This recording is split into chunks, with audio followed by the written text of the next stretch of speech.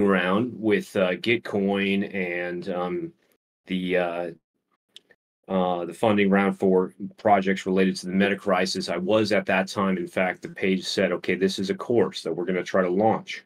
But then probably if we look at it as a meta curriculum, it's actually better because you could actually create different versions of this course for different communities, for different platforms.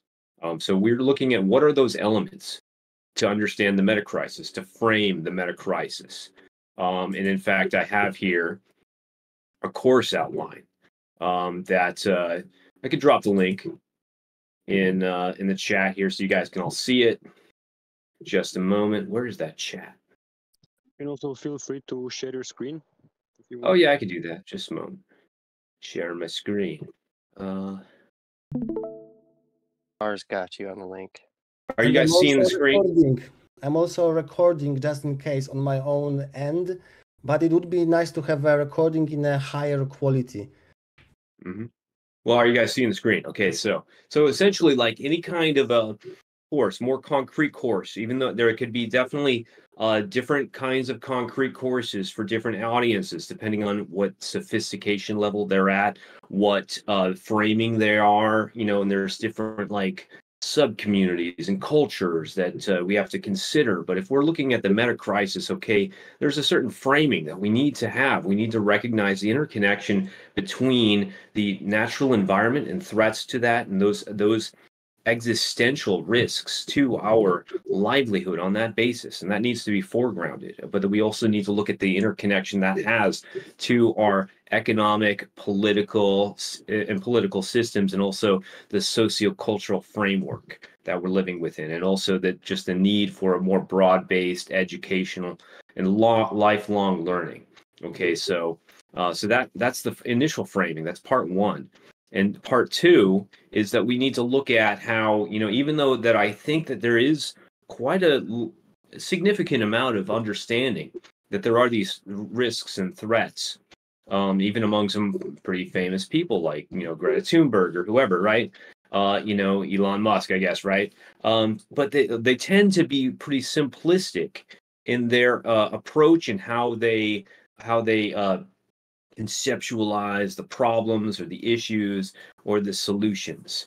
And so we need to look at the single issue fallacy, the single cause fallacy, and the single solution fallacy to recognize that multi-threaded, multifaceted aspect of how those come together. So that's an important thing. And again, each of these modules we would try to tailor to the different communities that we're deploying this to. I'll say, okay, so, and part three is using the game theory and complexity thinking to understand the problem space and the potential solution space. I've got a team member I'm working with on some gamification that you could essentially, use the AI tools that we have to create these games that you interact with it, and then you start to understand, these complex issues like multipolar traps and Moloch and the principal agent problem. You start to understand these different attractors toward, either on the one hand, chaos and breakdown of the social order, or on the other hand, oppression, and wherein a powerful, dictator becomes more and more powerful. Okay, so we're looking for a third attractor between these. So these gamification, these games that we're trying to develop will help people understand that and thread that needle and recognize how, if we create rules of the game, the economic and political game, then we can actually work toward omni-win solutions. All right, and so part four is essentially trying to look at what elements we would need to or looking at. Okay, so there's some of these projects that are underway, some of these integrative meta-modern approaches that are out there. I want to introduce a lot of this now depending on the specific course, and we wouldn't necessarily be able to get into this, but this is where we could actually teach something like the Hansi-Freien Act. We could maybe even teach some meta theory if we get around to that. Part 5 would be, so we would try to work with the people and say, okay, what would an optimal comprehensive solution look like, and what elements would need to be in place.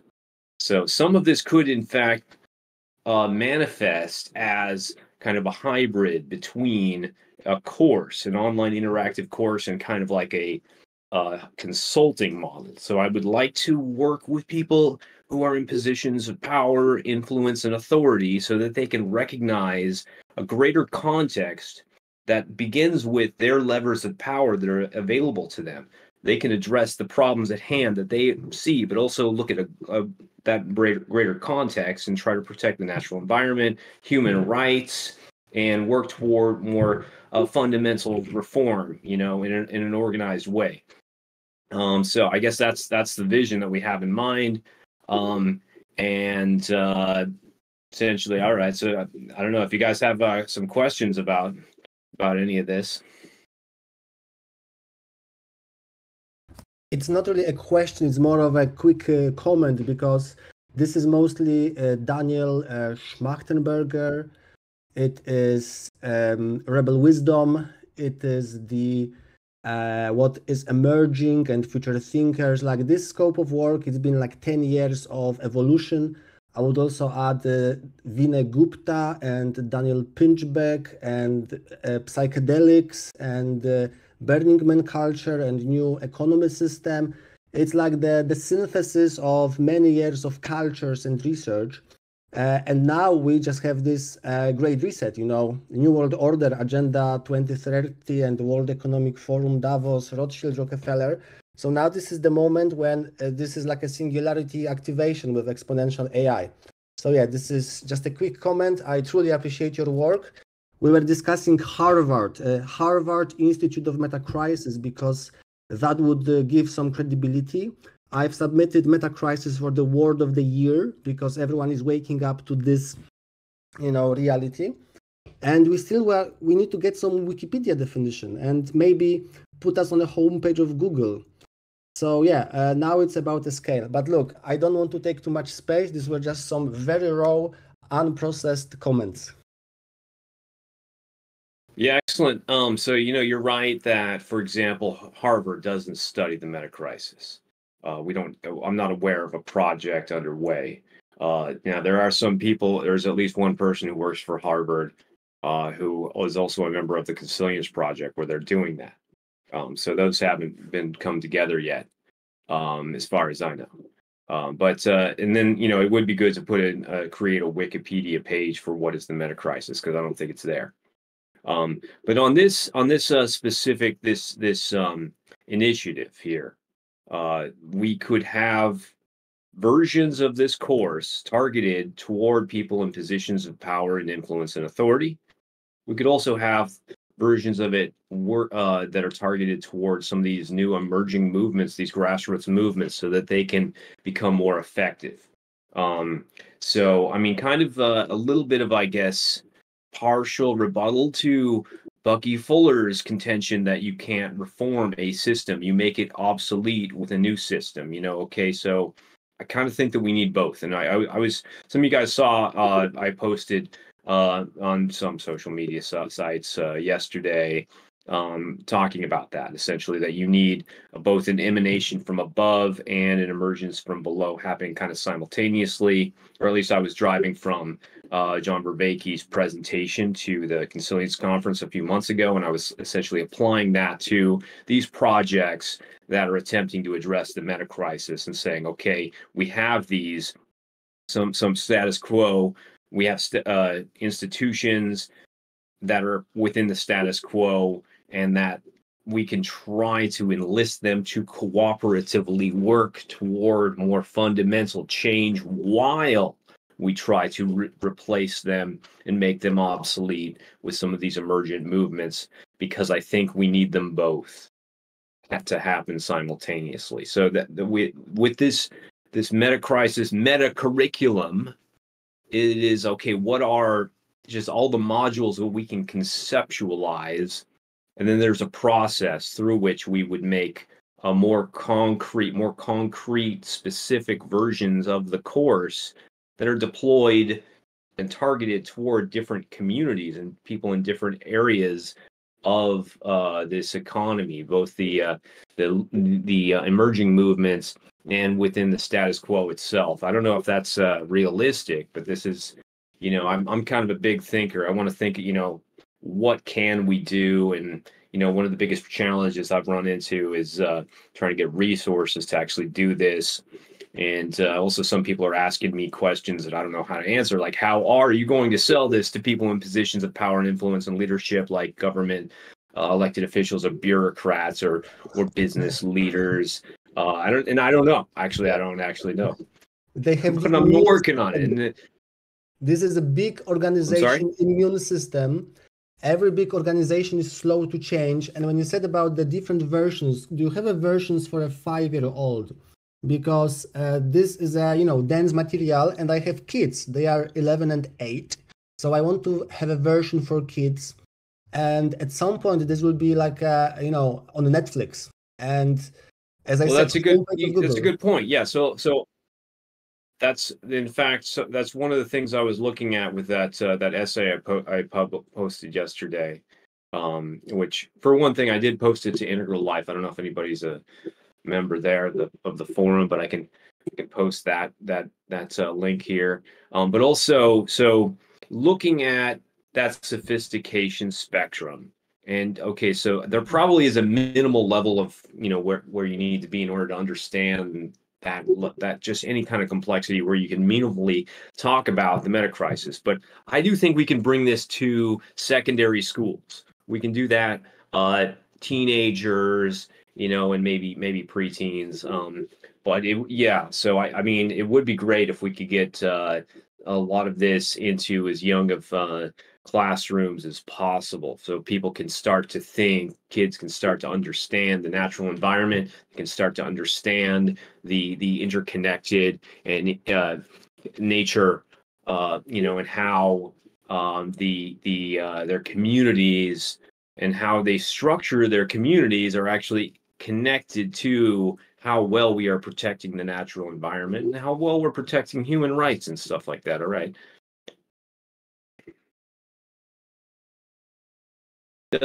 So other questions?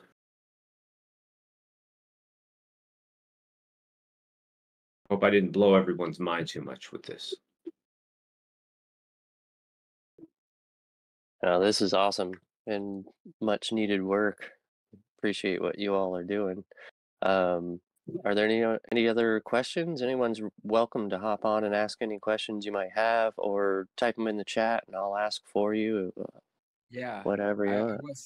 I was testing more like questions. What I have is a couple of things to digest, but I would like to have a couple of links to check on text. I speak more Spanish, so took me a little to catch the ideas, but I resonate with all of this, and I appreciate the work that you guys are doing.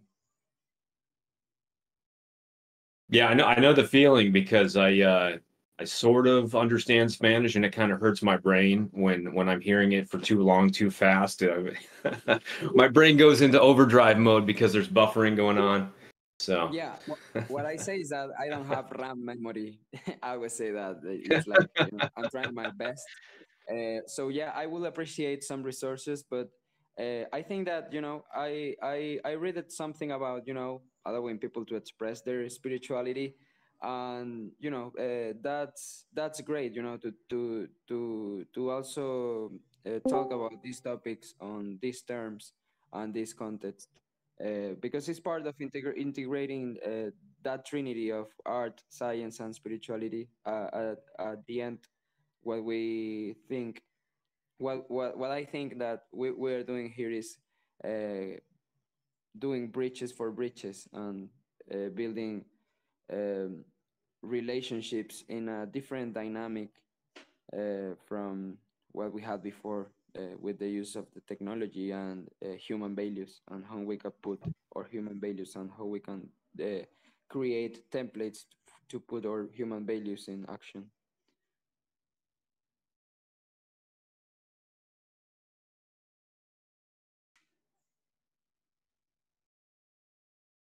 Does anybody have any comments or questions or concerns about or like just suggestions about this idea that we're going to have like, okay, so a meta curriculum for the meta crisis, and that there is some sort of a process through which we would try to bring these, try to design more specific and more concrete curricula for different communities.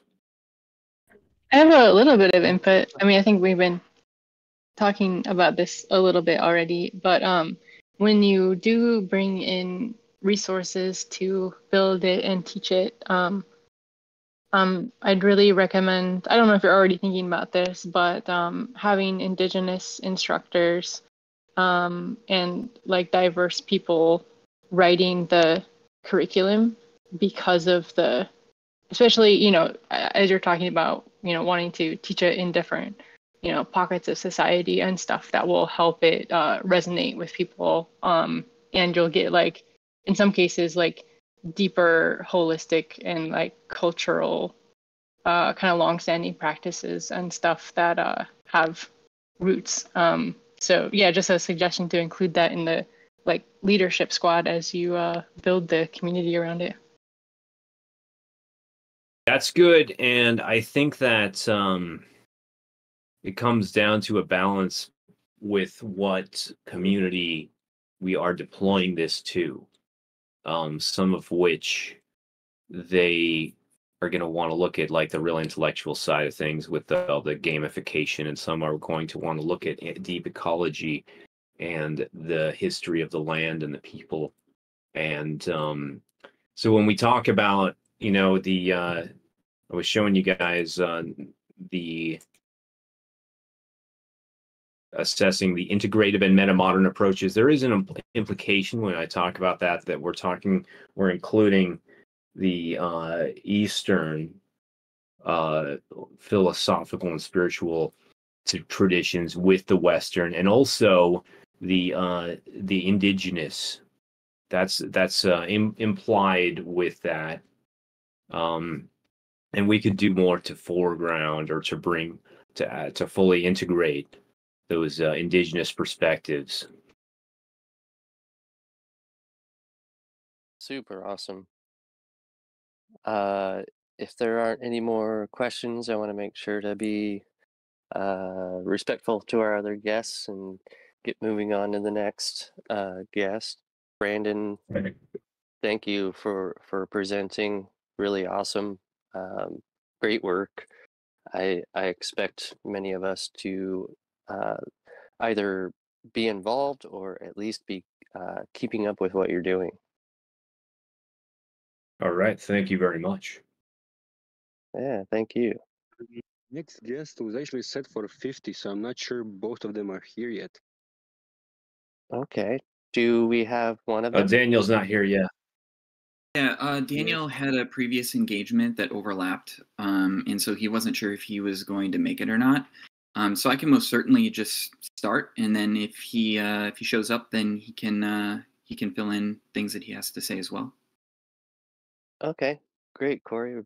Appreciate that. Do you want to start by telling us a little bit about yourself and then get into your presentation? Yeah, so my name is Cory David Barker. I'm a PhD candidate of cognitive science from University of Jyväskylä in Finland, although I'm currently located in Minnesota in the United States. And the presentation that I have today is on foundations of archdisciplinarity, advancing beyond the meta. And I do have some slides here, so are we ready to go for me to share my screen? Yeah, feel free to share your screen and drop as many links as you'd like in the chat if you want to. Okay. Google is asking me to give permission to Discord. It's later. Okay.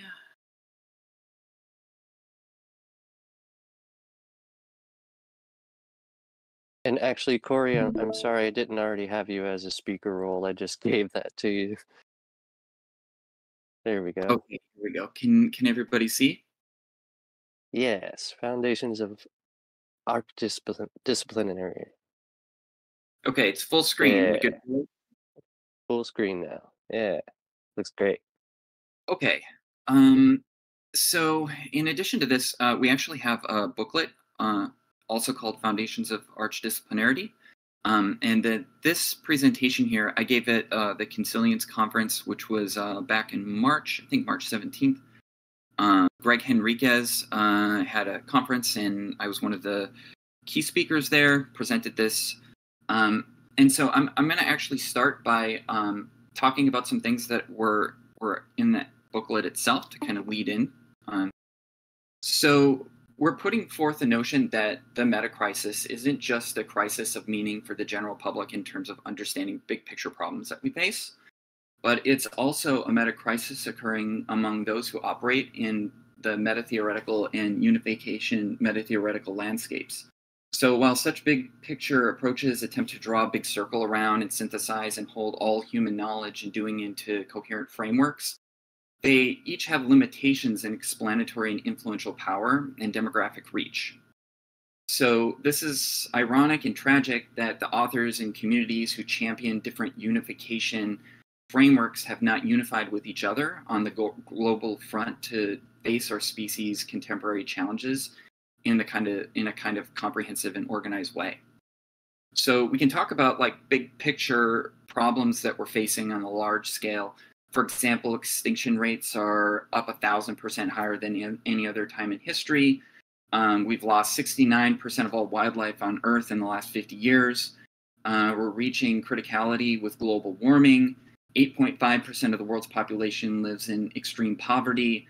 29% of the world's population faces food insecurity, with 828 million people going hungry, 345 million people experiencing acute hunger, and 9 million people starving to death by the end of the year, with 3 million of them being kids.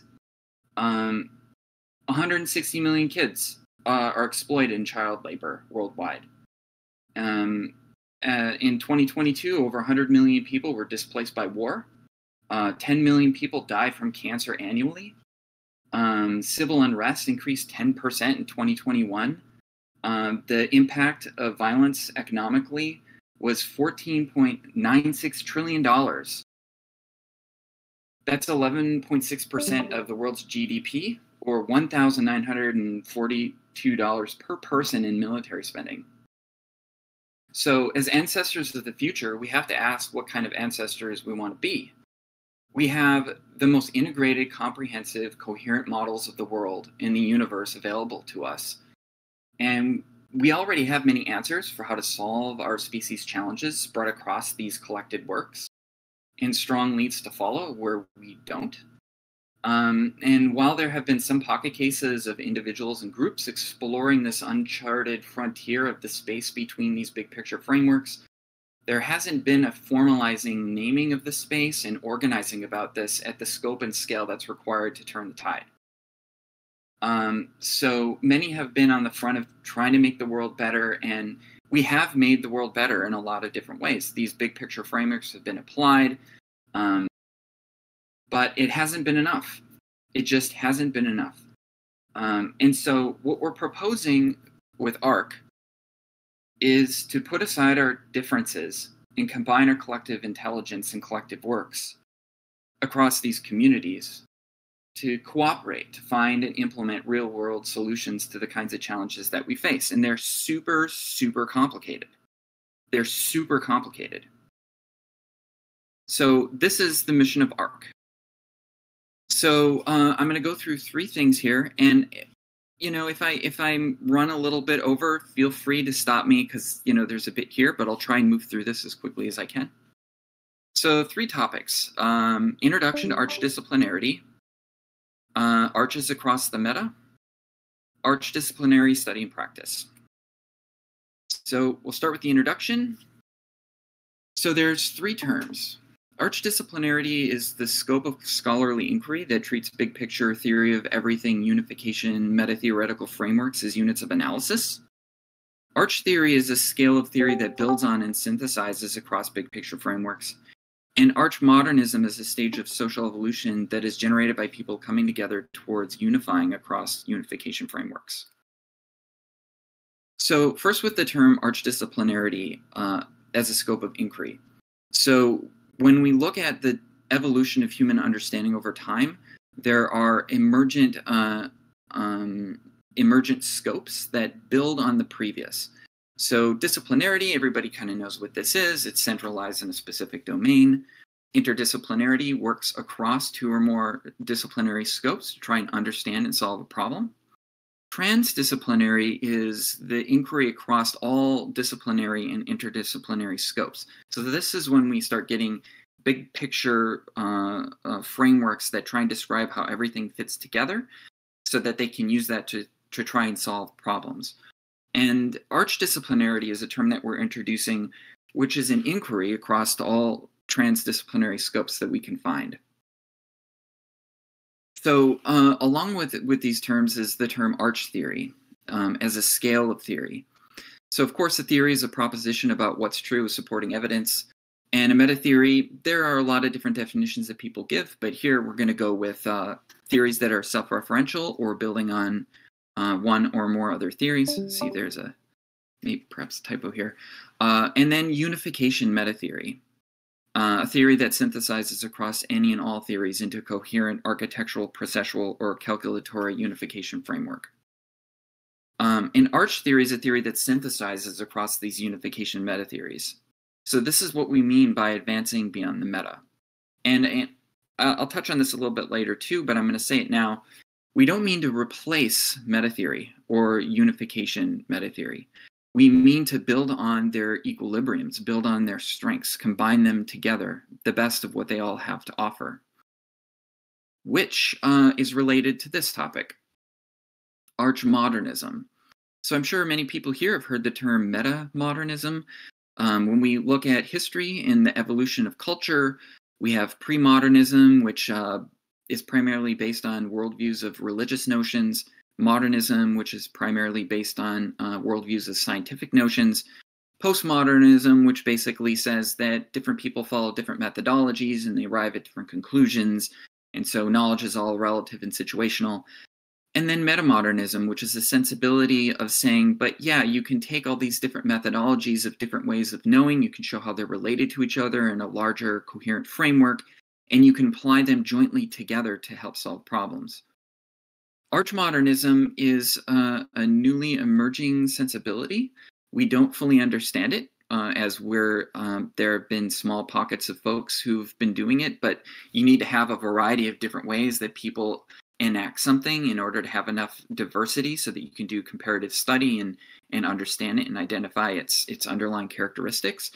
But from what we've been able to see, it's about unifying across meta-modern worldviews, overcoming their limitations and building on their strengths towards finding new ways to make the world a better place.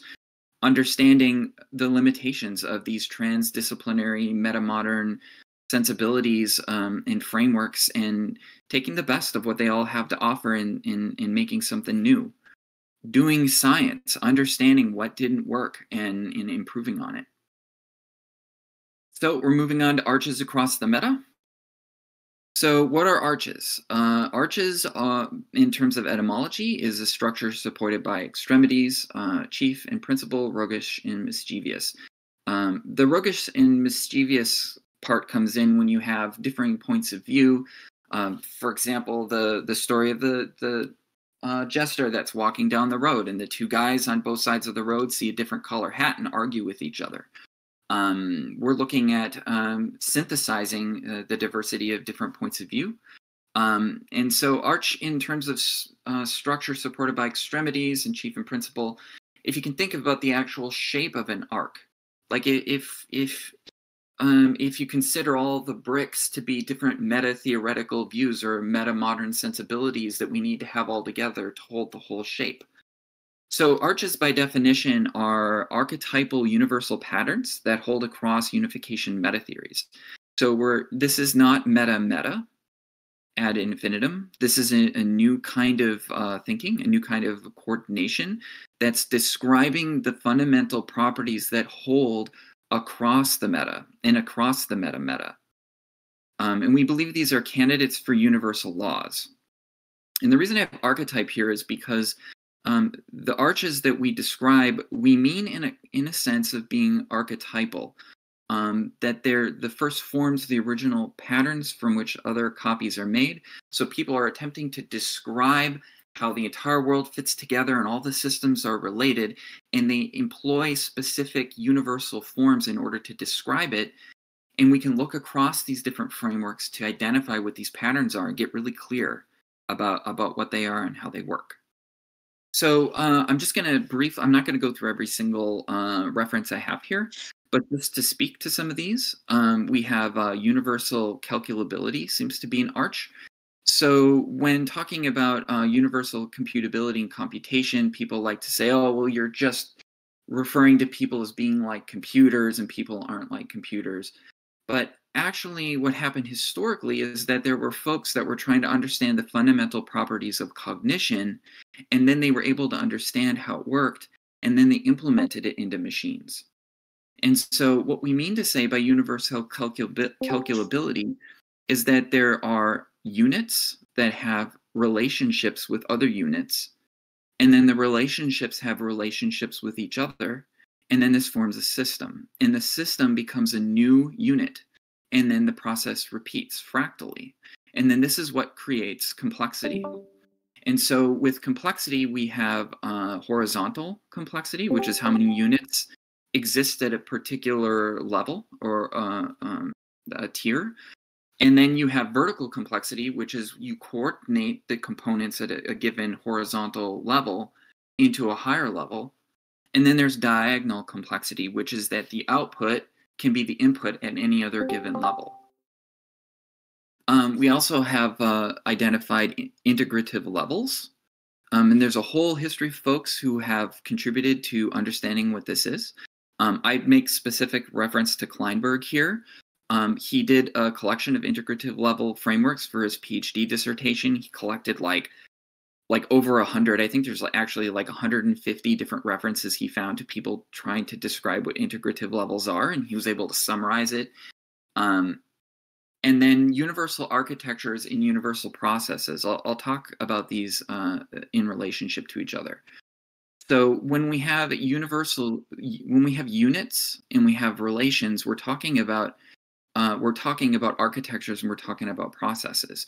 What things are, what things exist, the entities, the ontology of things, and then how things behave, the actions and methodologies. And generally, big picture frameworks will focus on one of these or other ones. So with universal architectures, people talk about universal classes of nature, and then they'll usually describe them as populating integrative levels of some kind. And then with universal processes, this is where we have, human domain specific, like Kohlberg's moral stages, Erik Erikson's psychosocial stages, Susanna Cook-Gruder's ego stages. And then we have human domain general frameworks. And it started with Piaget, and then Kurt Fischer had dynamic skill theory, and Michael Commons had the model of hierarchical complexity, and Wilber and Young, and so on. And these frameworks try and describe the universal properties of human development in universal stages that hold across domains. And then, of course, we have processes in nature, starting with Darwin, and then Skinner, and myself with my own framework of process ratiocinators, Greg Henriquez and Bobby Azarian with meta-naturalism. And then just a couple more. There's objectivity, subjectivity, and transjectivity, which is a reoccurring archetypal thematic characterization of how to organize information. And then universal grammar, which started with Tarski. Well, it started with Kurt Gödel with completeness and incompleteness theorems, and relates to universal computability. But it came to the fore with Tarski, where he showed that there's actually universal properties that hold across languages. Chomsky, of course, has his metalinguistics and universal grammar, and then there's some other folks here. And then the arch of Rouliad in singularity, and this is where things get interesting. We're talking about multi-computation, being able to understand phase space, basically the fundamental properties that govern all possible states of all systems. And then this is the kind of information, the kind of knowledge that we need in order to coordinate singularity systems.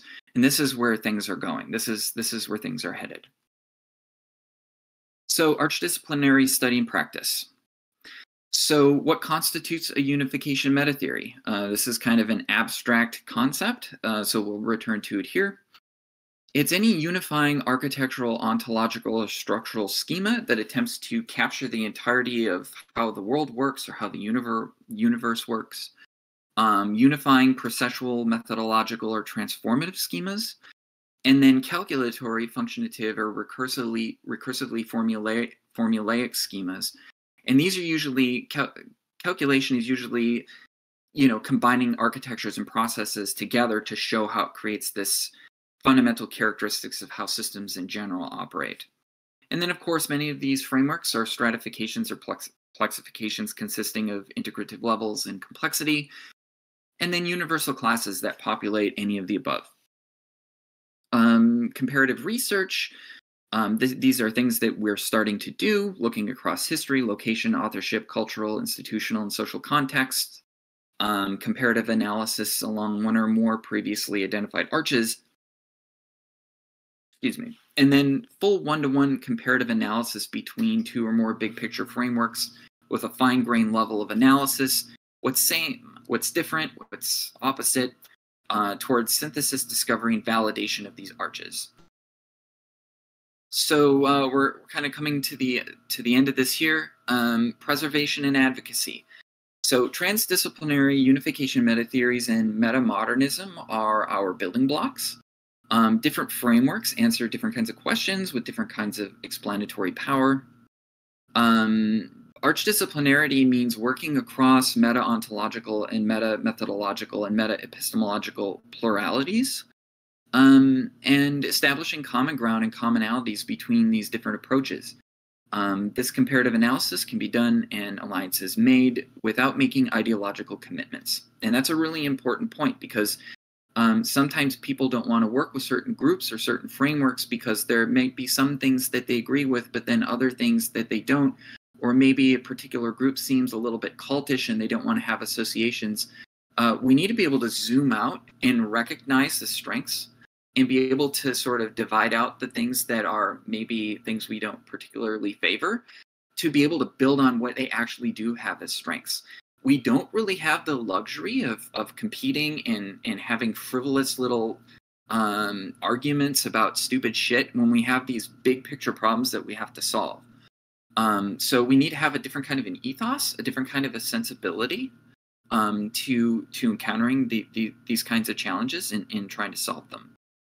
So when it comes to critical analysis, it comes secondarily after mutuality and trust has been established, because you aren't going to get anywhere if the first thing you put forward is some critical analysis of people's work. People have put their entire lives into trying to understand these big picture problems, come up with solutions for it.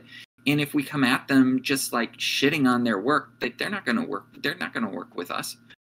So, we start with what the common ground is. And then once mutuality and trust has been established, then we can talk about those differences. So there's some existent arch theories, and I'm not going to go into detail about these because I think maybe this falls a little bit outside the boundaries of what I have time for here. But this is to say that arch theories already have existed, and they continue to be emerging.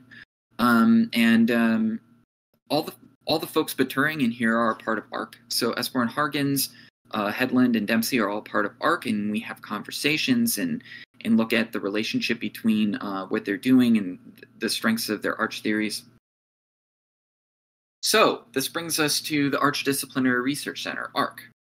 So the mission of ARC is to advocate for these big picture frameworks that are trying, and people who are trying to make the world a better place by using the most integrated, synthesized frameworks that exist, by providing fellowship for folks, facilitating cooperation among different communities, supporting novel comparative and applied research. There's a lot of younger folks who have really awesome ideas and they don't really have a platform. So we want to create a platform for these folks.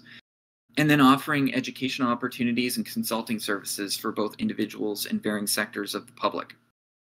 And then this is something that's super exciting for me to actually, get on the ground and help out with these different projects people are trying to do to solve different kinds of complex problems in different domains and across domains.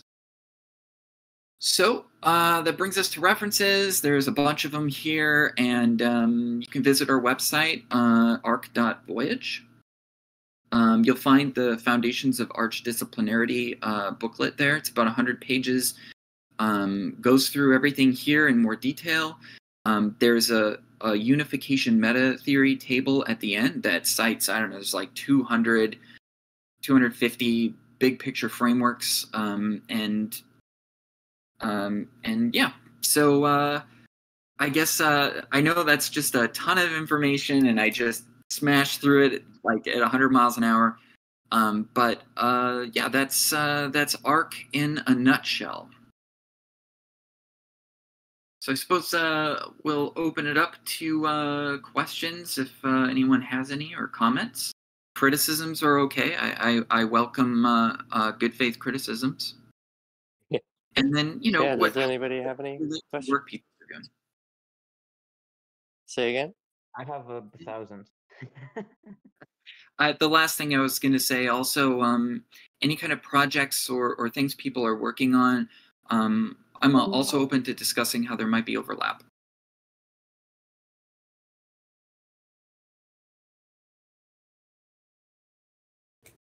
Yeah, I can jump in, I guess. So first of all, that was impressive. That is very impressive. Oh, just when you thought this, you hit like you hit the wall at a meta theory. Here's something new. It's so and I really like that you don't go like another like post or meta level, and you actually like there's an introduction of an actual operational concept that does a different work here. So my question is, and this is kind of like alluding to a potential problem of this project, is problems of informational bottlenecks, because basically this is a project of categorization, the way I see it, or meta categorization in the end, at this point, and like going to such a level of generality and producing the representations so that you can understand like common patterns, universal laws between meta contexts. Basically, you lose all the richness, all the situated local knowledge that also exists, and it's hard to convey that. So what I worry is reaching a level of generality that is hard to actually apply or integrate into action. So yeah, this is my problem. I can speak to this. This is something. This is a conversation that folks have had a lot about. And then also I see there's a question about music. I can also speak to that as well. Actually, just had a call with a guy yesterday. I'll talk to that. So so yes, there's information loss. So if we take something like the model of hierarchical complexity that describes stages of cognitive development that hold across different domains, and I know I'm talking about a model people don't really have any understanding of here. Maybe Brandon Norgaard does, but it goes like this. So you have a paradigm. Let's just take a paradigm, okay? Paradigm consists of principles.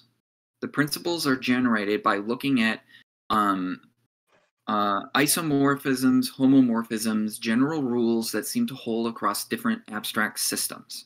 The abstract systems themselves are consisting of formal logic, about abstractions, about concrete real world things. Okay.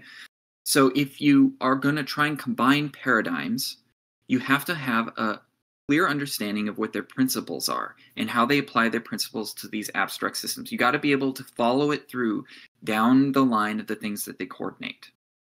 So insofar as a person has that kind of, is able to perform that task, then they're going to be able to do a full correspondence between different paradigms of sense making, right?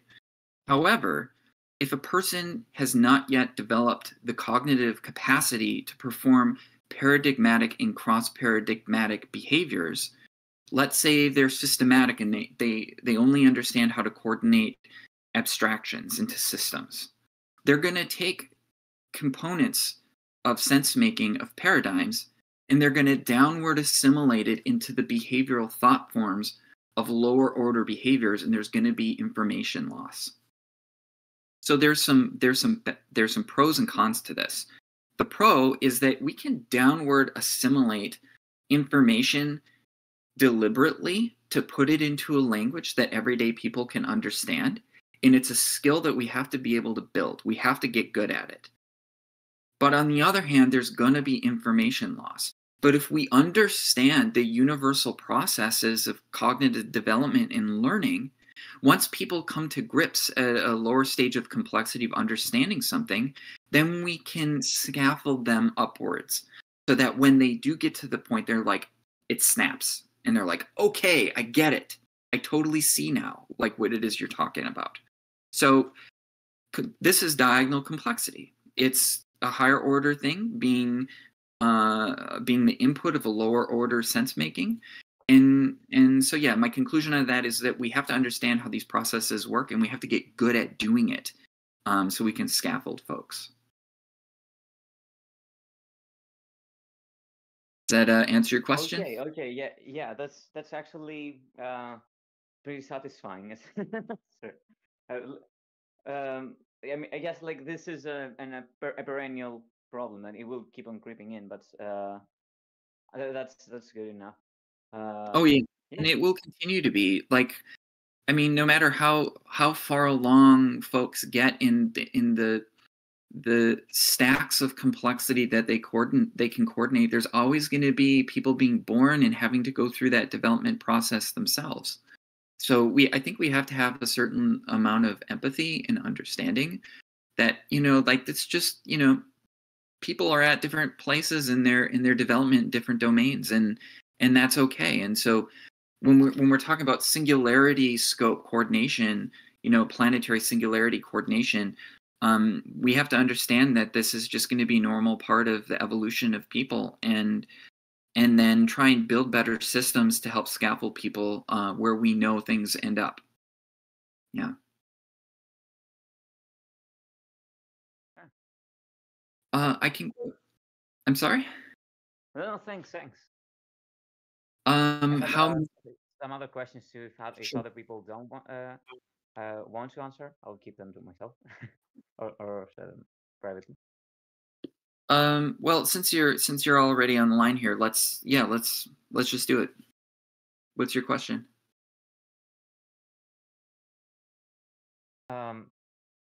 Actually, not a question, like more of a suggestion, and it's like also how open this project is. For example, like there's some artists that are, from my perspective, I see missing. For example, like the art of horizontality and nomadism, basically philosophies such as like Gilles Deleuze and similar ones that try to basically do the opposite project of finding this vertical, like striated levels of development from one place to another and just collapsing them all into one. Like there's a lot, I guess, to include there. So I was wondering like what stage the project is and how open it is to contributors and how it actually works practically. Okay, so I'll answer your question, but Jose says he has to go, so I want to just quick touch on what he said here before he leaves. I talked to a guy yesterday. His name is Michael Rene. And he's actually building computer technologies to apply. He's basically doing like fractal music. And we had a conversation about how the arch of computation and integrative levels and practicality are expressive in his music. And in ARC, we're planning on running some salons for artists who are expressing big picture thinking through different creative means. So you can go ahead and contact me, and then maybe we can have some conversation when you're available. And Unipuff, to your question, yeah. So we have hierarchical complexity or different stage models, and we can say that there are certain kinds of behavioral complexity that emerge from the coordination of the stage that's lower. And you're not going to see that emerge until people already have been able to coordinate the behavioral forms that it depends on in order for it to be able to emerge. However, it gets to a point where you can actually take the whole vertical stage model and you can flip it horizontally. And you can say, you don't need to understand how to synthesize unification meta-theoretical frameworks when you're riding a bicycle, or you're maybe writing a novel, or maybe you're working on a cryptocurrency project, right? Like having that kind of big picture thinking and being able to coordinate at greater scopes can definitely have an impact on maybe making improvements in certain ways. But what it ends up being is that different kinds of behavioral forms end up becoming different kinds of skills, different domains of skill behavior. And so different kinds of skill behavior are really good for different kinds of things.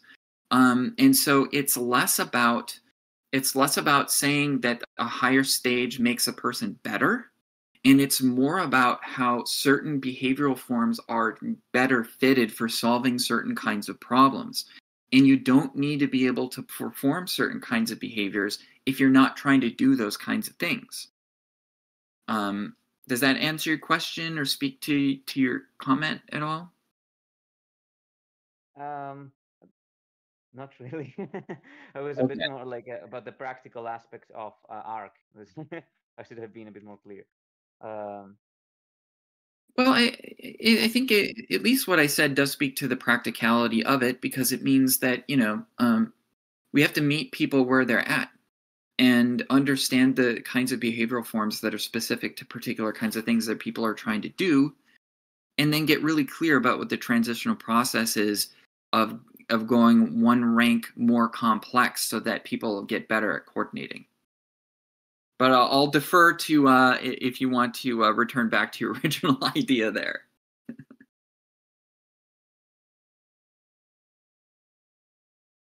No worries.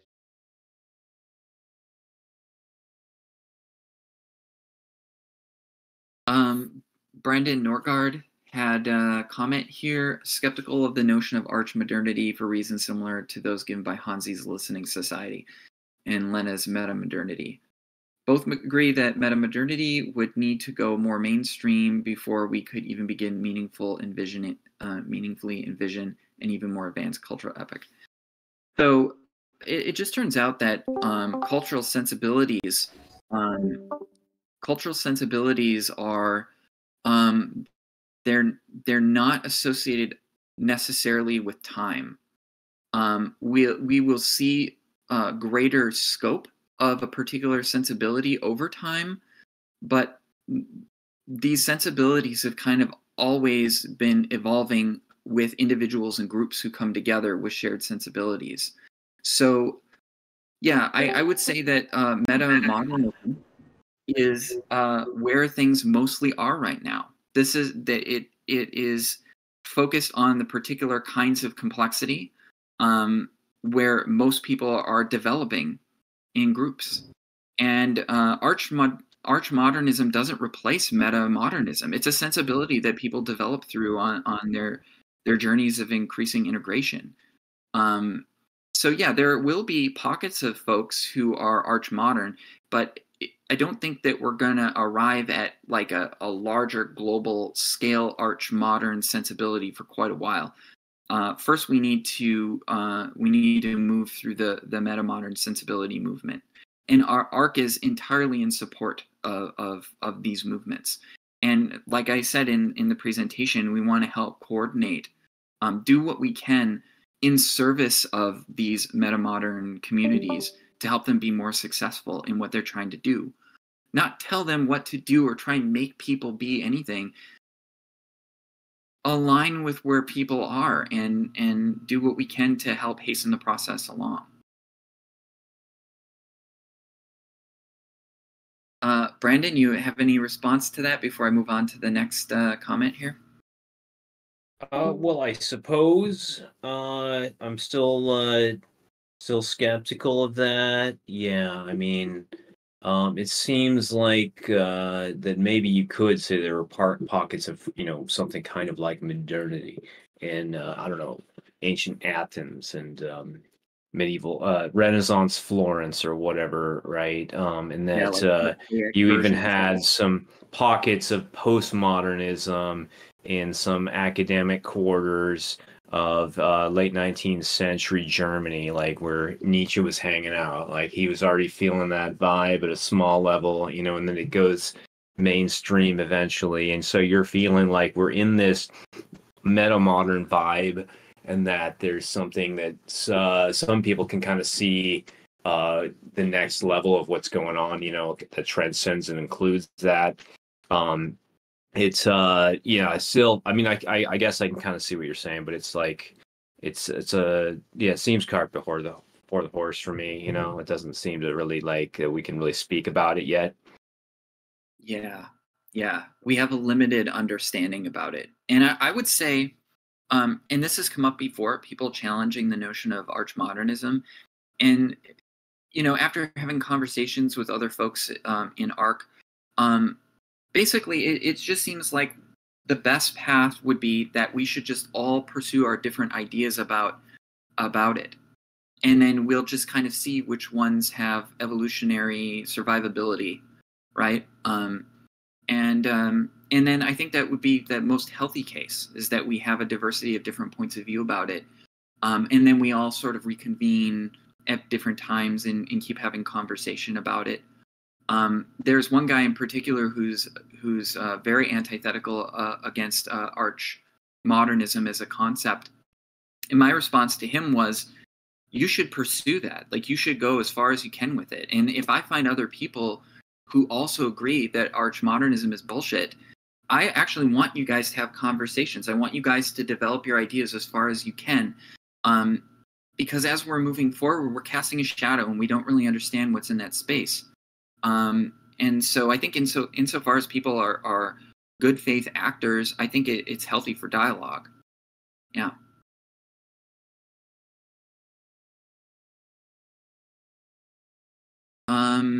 Is there any other questions or comments or thoughts, ideas, overlaps?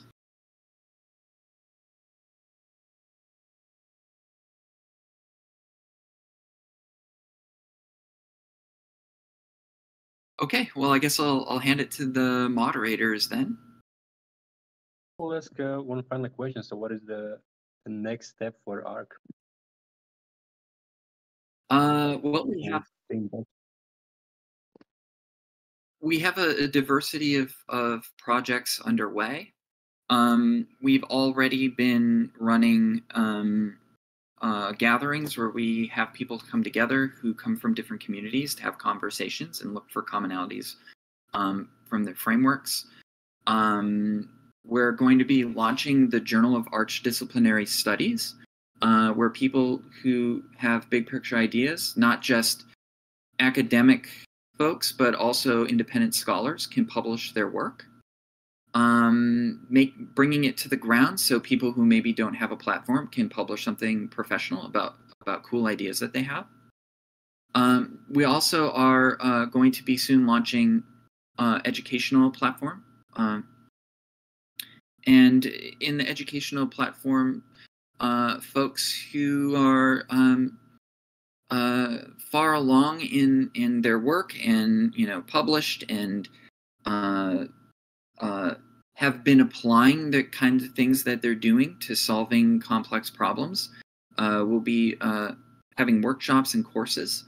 We're going to be starting it with an Introduction to Archdisciplinarity course, which we have, I think, at this point, like 12 or 15 different big picture thinkers from different frameworks to discuss their work and how it relates to archdisciplinarity. And the way that we're organizing the course is to place a lot of emphasis on attendance, so people can bring the kinds of things they're interested in and the things they want to work on to bring to the next level of complexity of understanding. And then we'll have a network of folks that they can have conversations with over the course and on a forum.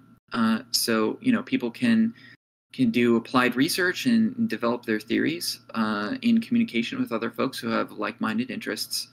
And there's some other things that are also moving. We do have a Facebook page, so you can check us out there. We run salons, so we have big picture thinkers talk about their work, and then anyone who wants to show up and have a conversation like this, we do something similar. Yeah, there are some other things, but not much more I can talk about now, but there are other things on the horizon. So that's it. Awesome, thank you. And what would be the best way then for people to get involved or stay in the loop? Is it a Facebook page, or is there like a newsletter or something? Yeah, I would say go to arc.voyage. That's our website, and you'll find what's new, what's happening there, and a link to our Facebook, and then there's contact there. So if you want to get in touch with me or anyone else in the organization, you can use the contact portal there, and we'll get back to you as soon as we can. Awesome, thank you. All right, Yeah, so here, this was great. yeah, thank you for coming on, and Brandon, you too. And yeah, the moderators have left, so I'm the one to close the show today. So yeah, can I also do a call to action? Really good. Yeah, Thank please, you for please. doing it. I had such a blast. The meta theory, advancing beyond meta, and connecting these meta theories. That was just next level batshit crazy. I will watch it again at like a half a speed so I can make some notes. It was such a just download directly from the source. And I'm actually 24th dimension, traveling back in time, channeling multi-meta modality. That's just wow. Awesome, thank you. And Brandon, thanks for your presentation as well. It was great. Yeah, so can I offer a quick call to action? Is that if anybody is interested in contributing, so I have multiple initiatives that I'm working on with some of the team members with the Enlightened Worldview Project, and this meta crisis meta curriculum is one of them, and trying to bring it to more specific course platforms. That's an effort we have underway. So we have some other things underway as well. And if anybody is interested to get more involved in that, or in, essentially another thing we're doing is we're trying to actually have more advanced maps of what is the meta crisis, and we are also working on a pilot project in Northern California to have like essentially networks of in-person meetings that are aligned with like the new 6 new forms of politics of the Hansi Freinacht Nordic ideology. So we're trying to put that into practice through civil society. So if anybody wants to get involved with any of that, and maybe we could learn from each other. If you're in some other city, and we can try to coordinate and try to figure out how to do that. So you can just send me an email, brandon@enlightenedworldview.com. Thank you. Or maybe Telegram. What do you prefer? Because what many people are using short messages, sometimes being responsive is also good. Is your Telegram public? Yeah, you just send me an email. It's better. And then we might move it to a different platform.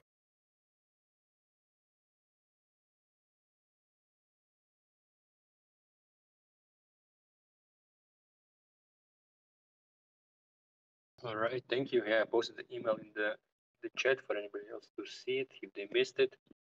And yeah, I will definitely be in touch with you about the course. I would love to have at least like a light version or something available through Metagame. Excellent. Sounds good. Awesome. All right. Yeah. Well, thank you both, and thank you all for staying for so long and listening. And see you all around. Yeah, thanks for the opportunity. Welcome.